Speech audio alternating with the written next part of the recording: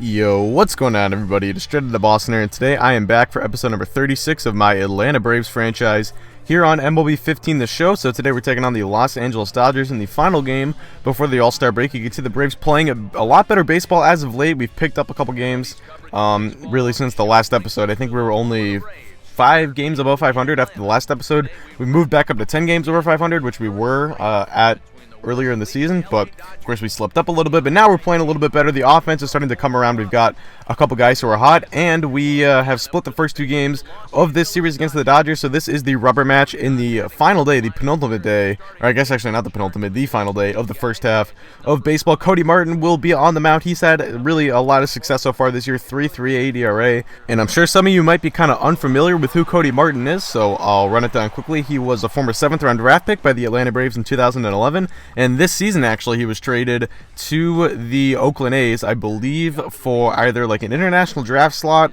or basically nothing. I think the Braves actually got 0 players in return. It was either an international draft slot or an international signing slot or cash consideration. So they basically gave him away, but in this game he actually developed really nicely and turned into an 87 overall. So that is why he's in our rotation. That's why he's had such a good year. He is opposed by Julio Urias, who is really maybe the best pitching prospect in baseball. He's certainly up there of the Los Angeles Dodgers, a man that I tried to trade for when I was shopping around some of my big pieces at the deadline back in 2015 with the Phillies, but was of course unsuccessful. But anyway, Alex Guerrero at the dish. He's going to become Cody Martin's first strikeout victim of the afternoon here, as that will be first K of the day. Now 2 down in the inning. It's going to be Dion Vincieto up at the plate, and Peraza goes way into the hole on this one, fires and gets him. What a play by Jose Peraza, going really into shallow center fielder to make that play. Now it's top 3. The batter is Hector Oliveira, I'm not even sure how to pronounce the name, to be honest.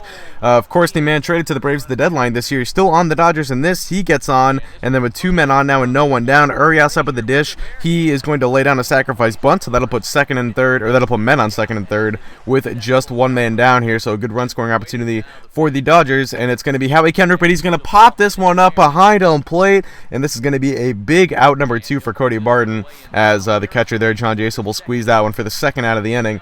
So now with 2 down in the inning, it's going to be Jurickson Profar at the dish. First pitch, swinging, he goes into right field for a base hit just over the head of Freddie Freeman. Soler throws home. Here comes the runner, and he is gunned out at the plate.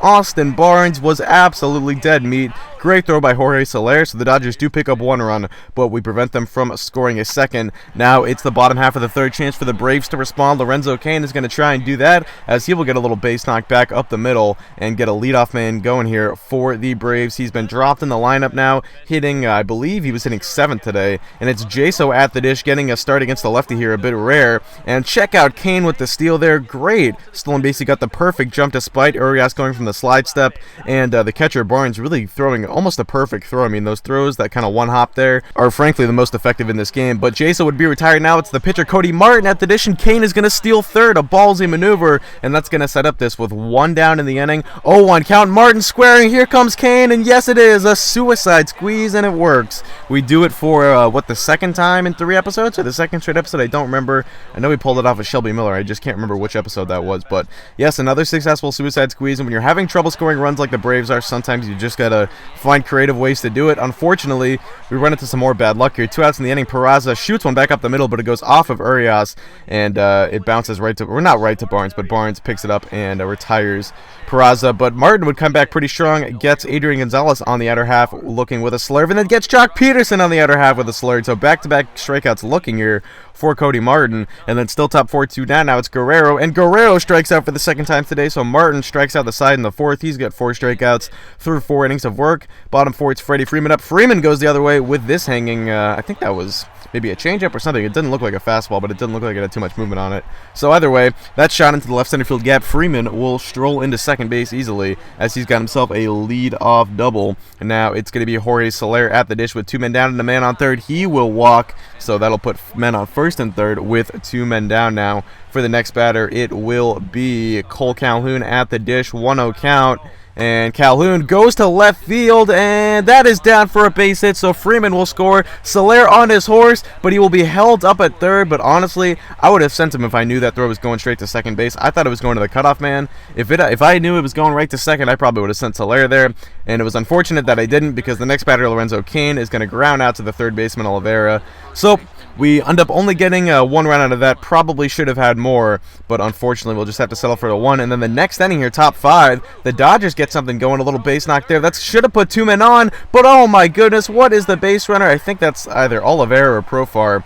I don't know why he was trying to go to third there. He was dead meat. Later in the inning, still 2 men on, but Howie Kendrick got the dish. He's going to fly this one shallow center field, and Lorenzo Cain will be there to make the play. Third and final out of the inning, so Martin escapes with no runs allowed. Now bottom 5, Urias still in the game as it's Jaso at the dish, but Jaso is going to rip one right back off of Urias, and this time there's going to be no play at first. Oliveira too slow to get there, so Jaso is aboard now, and Urias would be okay. Urias, excuse me, not Urias, but later in the game now, or later in the inning, it's Peraza deep into the hole at short. He is safe at first, didn't even mean to dive there, but he gets there anyway. So first and third with 1 man down for Benito Rodriguez, and Rodriguez shoots this one over the head of Oliveira into left field for a base knock, so the Braves will push across another one now. It's a 3-1 ball game, clearly having some success off of Julio Urias. I saw this weekend series against the Dodgers and saw that it was going to be Kershaw, Greinke, and Urias, and thought, with the way my offense is going, I have no idea how I'm going to score runs off these guys, but playing pretty effective baseball so far, despite getting caught stealing there. Could have had more runs in that inning, unfortunately. But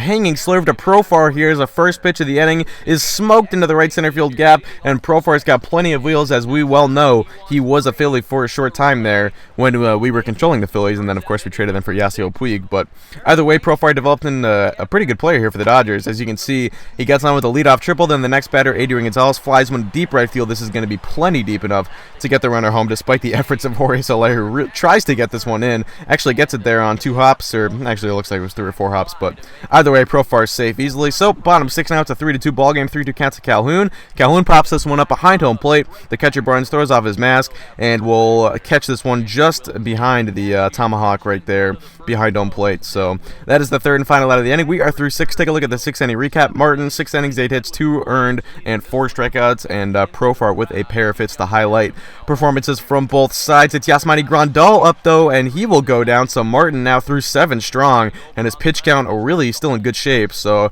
he's had a phenomenal performance so far. It's Yimi Garcia on. He replaces Urias, whose day would be done after 6, and he would get Martin a strikeout, so he would have a 1-2-3 inning in the 7th. Now top 8, already a man on for Adrian Gonzalez. He's going to shoot that one the other way into left field for a base hit, and this time the runner from first isn't going to try and go to third. Smart decision there. So it'll be 2 men on with 1 man down here. A good run scoring opportunity. We're going to get someone up in the bullpen after that. It's going to be Jock Peterson at the dish. First pitch of the AB. Peterson pops this one up left side, foul territory here, third base side I should say. Frazier is there. He will make the play, so second out of the inning now, and Martin just 1 out away from getting out of the jam. So take a look at the pitch report. You can see mostly cutters and 2-seamers is what I was doing here with Martin, and not a lot of slurves, a couple 4-seamers, really either high 4-seamers to get strikeouts on, or first pitch 4-seamers. It was mainly using cutters and 2-seamers to work both sides of the plate, but then a big strikeout of Guerrero. That's Guerrero's 3rd K of the day. Martin's 6th, and he is out of the inning unscathed. Take a look at this. Martin fired up here. He knows that was a big jam to get out of, and he's only 3 outs away here